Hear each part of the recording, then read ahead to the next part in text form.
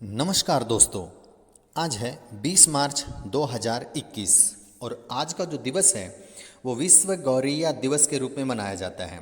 ठीक है, पक्षी वैसे भी पर्यावरण का एक बहुत बड़ा हिस्सा है और हमें इनकी सुरक्षा के लिए हर प्रकार का प्रयास करते रहना चाहिए। ठीक है, चलिए आगे चलते हैं। सबसे पहले मैं आपको एक फ़ोटो दिखाना चाहूँगा। ये है तमिलनाडु की एक मैं कहूँ तो मन्नू है, दूसरा नाम इसका दिया जाए तो मन्नू कहना इसके लिए कोई वो एक अतिशयोक्ति नहीं होगी। महारानी लक्ष्मीबाई का नाम था मन्नू। तो ये इन्होंने क्या किया है, टोक्यो के अंदर जो होने वाले ओलंपिक गेम्स हैं उसके अंदर इसने फेंसर एज ए तलवारबाजी खेल के अंदर इन्होंने क्वालिफाई कर लिया है। ठीक है, और ये ऐसा करने वाली भारत की पहली भारतीय महिला है। ठीक है, चलिए आगे चलते हैं।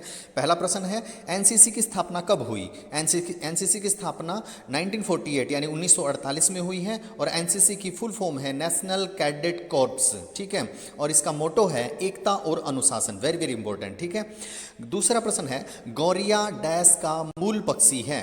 तो गौरैया दो देशों का मूल पक्षी है, वो है यूरेशिया और नॉर्थ अफ्रीका, यानी अ और ब दोनों ही हैं और 20 मार्च को विश्व गौरैया दिवस के रूप में मनाया जाता है।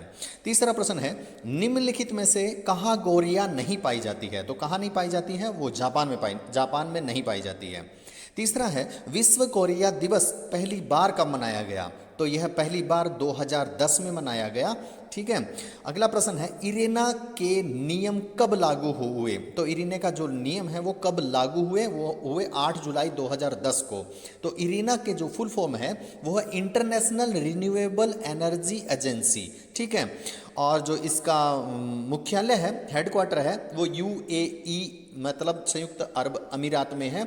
इसके अंदर 160 मेंबर्स हैं। ठीक है, और इसकी जो फाउंडेशन हुई थी, यानी पहली बार इसका जो निर्माण किया गया था, इसका बनाया गया ये इरेना, तो ये 26 जनवरी 2009 में बनाया गया था और 8 जुलाई 2010 को इसके नियम लागू हो गए थे। ठीक है, अंतर्राष्ट्रीय अगला प्रश्न है, अंतर्राष्ट्रीय सौर संगठन की पहल कहाँ प्रस्तावित की गई थी? तो ये की गई थी लंदन के अंदर। सातवां प्रश्न है, राष्ट्रीय टीकाकरण दिवस पहली बार किस वर्ष मनाया गया? यह मनाया गया 1995 में। राष्ट्रीय टीकाकरण दिवस कब मनाया जाता है? तो दिवस कब मनाया जाता है? वो मनाया जाता है 16 मार्च को राष्ट्रीय टीकाकरण दिवस के रूप में मनाया जाता है। और नौवां प्रश्न है, भादर की लंबाई कितनी है? भादर एक नदी है, भादर नदी है, यह गुजरात के अंदर पोरबंदर के समीप है, तो इसकी लंबाई है 198 किलोमीटर। आगे 10वां प्रश्न है, अंतर्राष्ट्रीय न्यायालय की स्थापना कब की गई? अंतर्राष्ट्रीय न्यायालय मतलब आईसीजे यानी इंटरनेशनल कोर्ट ऑफ जस्टिस, यानी इसकी स्थापना हुई 1945 में, यानी 26 जून 1945 को इसकी स्थापना होती है और मुख्यालय जो है इसका हेग नीदरलैंड में है। ठीक है, आगे 11वां प्रश्न की ओर चलते हैं। तो इसका 11वां प्रश्न है, भारत में कितने टाइगर रिजर्व हैं? तो भारत में कुल 51 टाइगर रिजर्व हैं और अब जो 51वां टाइगर रिजर्व है वो है श्री विल्लीपुथुर ग्रिजल्ड स्क्वेरल, ये है तमिलनाडु के अंदर। ठीक है, तो अंतिम है, ये पूछा जा सकता है परीक्षाओं के अंदर। तो इसका जो अधिनियम आया यानी बाघ संरक्षण अधिनियम वो 1972 का है और 2018 की रिपोर्ट आई थी 2019 के अंदर, तो उसमें कुल संख्या थी 2967। बाकी अब भी कुछ प्रॉपर रिपोर्ट तो नहीं आ पाई है, तो अगर इसमें कुछ आया है तो वो बता रहे हैं कि वो 30 यानी 200 यानी 3200 के करीब पहुंच चुकी है संख्या, 3100-3200 के करीब पहुंच गई होगी अब संख्या। ठीक है, देखिए अब है 12वां प्रश्न है, हनी मिशन कब शुरू किया गया था? तो हनी मिशन कब शुरू किया गया था? अगस्त 2017 को। ये हनी मिशन जो है, देखिए हनी मिशन के अंतर्गत किसके अंतर्गत आता है, किस विभाग के अंतर्गत आता है? ये आता है खादी ग्रामो उद्योग विभाग योजना। इस योजना को बोला जाता है खादी ग्रामो उद्योग विभाग के अंतर्गत जो आने वाली योजना है वो है हनी मिशन। और हनी मिशन के अंतर्गत क्या आता है? तो ये आते हैं मधुमक्खी पालन। दोस्तों माफ़ी चाहूँगा, थोड़ी सी टेक्निकल प्रॉब्लम आ गई थी।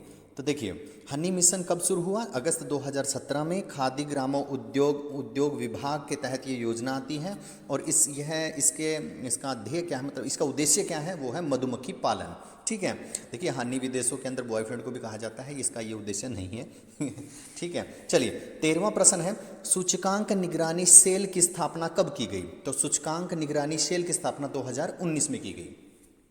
14वां प्रश्न है, गोबी रेगिस्तान दुनिया का डैश सबसे बड़ा रेगिस्तान है। तो ये दैनिक भास्कर के अंदर यहाँ पर छठवां दिया गया है, ठीक है, छठा दिया गया है, परंतु मैंने भी सर्च किया और ढूंढा तो ये पांचवां मुझे तो मिल पा रहा है, बाकी आप देख लीजिएगा, ठीक है।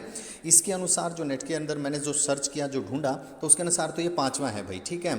तो इसकी जो कुल एरिया है इसका 10 लाख किलोमीटर के अंतर्गत आता है गोबी रेगिस्तान, ठीक है। ये इसका एरिया कौन सा है, चीन और मंगोलिया का है, ठीक है। इसका पांचवा रेगिस्तान है। और छठा जो है वो कालाहारी दिखाया गया है, कालाहारी साउथ अफ्रीका के अंदर है। जो पहले नंबर पे है वो है अंटार्कटिका, ठीक है, अंटार्कटिका, ये जो है ये पहले नंबर पे है। और जो दूसरा है वो है आर्कटिक, ठीक है, ये दूसरा जो है वो आर्कटिक है। और जो तीसरा है वो सहारा के अंदर है, ठीक है, जो नॉर्थ अफ्रीका के अंदर आता है वो सहारा है, ठीक है। और इसके पश्चात जो चौथे नंबर पे आता है वो है अरबी, ठीक है, अरबी रेगिस्तान है। और इसके अंतर्गत अभी सभी आ चुके हैं, पांचवा ये आ चुका है, छठा ये रहा।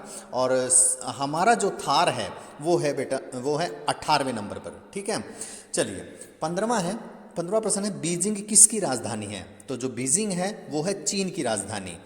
16वां प्रश्न है, शत्रुंजया हिल्स कहाँ स्थित है। ये मेरी पहली वीडियो के अंदर भी पहला प्रश्न पहले भी आया था। तो ये गुजरात के अंदर है, अरावली पर्वत श्रृंखला है उसके अंतर्गत आता है, ठीक है, शत्रुंजया हिल। इसके बाद 17वां है, भवानी देवी ने एशियाई चैंपियनशिप में रजत पदक कब जीता। तो इसने 2014 में एशियाई चैंपियनशिप के अंदर रजत पदक जीत चुकी है और अब इसने रियो ओलंपिक के अंदर क्वालिफाई कर लिया गया है, ठीक है। 18वां प्रश्न है, 13वें ग्रैमी पुरस्कार कहाँ आयोजित किए गए। तो ये किए गए लॉस एंजिलस में, ठीक है। 19वां, मिताली राज को पद्म श्री कब प्रदान किया गया। तो मिताली राज को जो पद्म श्री प्रदान किया गया वो 2015 में किया गया, ठीक है। इसको ये अर्जुन अवार्डी भी है। दूसरा, इसके बारे में पता होना चाहिए, ये हमारी इंडियन क्रिकेट टीम की कप्तान है, 6000 7000 दोनों तरह के रन पूरे करने वाली भी यही है। और मिताली राज है कौन, तो ये राजस्थान से, जोधपुर से संबंध रखती हैं, ठीक है।